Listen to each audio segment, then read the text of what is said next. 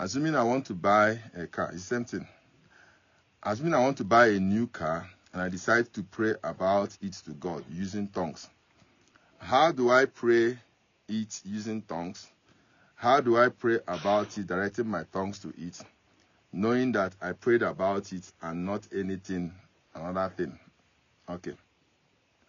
So basically the person is saying, how can I pray for things using tongues?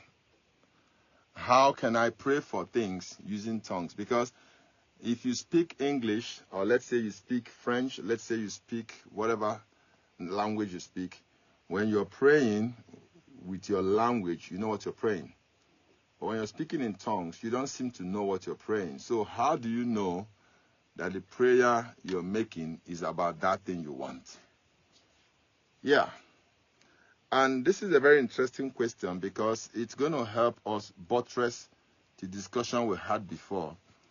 That prayer is not about asking for things.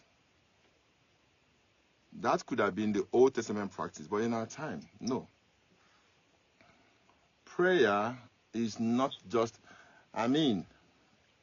if you had to ask for it to happen, and in this case, you're speaking in tongues and you don't even know what you're speaking, then how are you sure you're praying about that thing?